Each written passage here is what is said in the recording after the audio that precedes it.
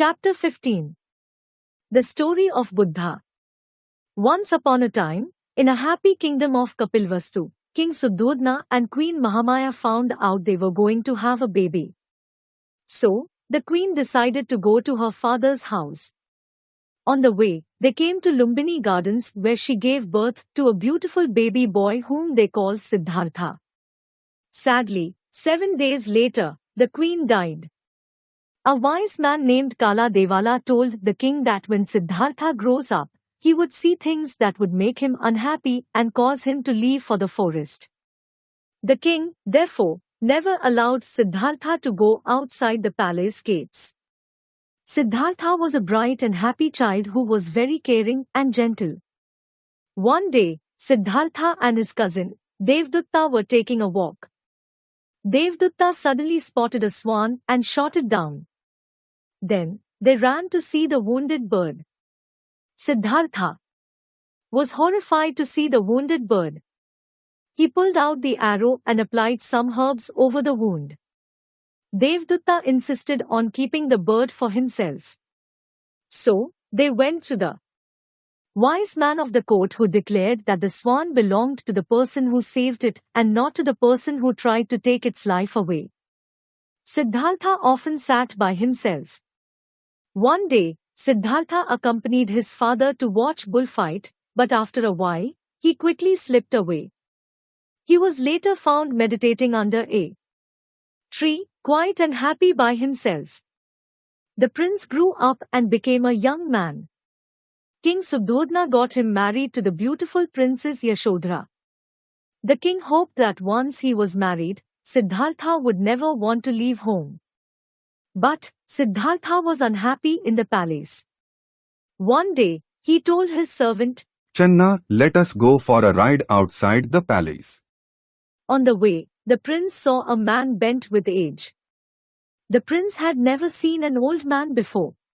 What is that, Channa? He asked. This is an old man, said Channa. We will all grow old one day, prince. The prince was very upset and went back to his palace. After a few days, when Siddhartha went out, he saw a group of people carrying a dead body. Channa explained to Siddhartha that he was seeing a dead person and said, one day, we all will die. Siddhartha realized that his father had kept him inside the palace to protect him from these things. He asked to himself, must we all become old, sick and die? Is there no other way? Siddhartha went out again. This time, he saw a man with a shaven head, wearing orange robes and carrying a ball in his hand. The man looked very content. He asked Channa, who's that man? Channa said, that's a wise man who has left everything and gone to the forest to seek happiness. Siddhartha thought over all the things he had seen. He then decided to leave home in search of happiness. So, one night, while his wife and his son, Rahul, were fast asleep, Siddhartha along with his faithful servant, Channa, quietly left the palace. They travelled together till they crossed the river Anoma. There, Siddhartha took off his royal robes. He gave his clothes and his horse to Channa to take back to the palace.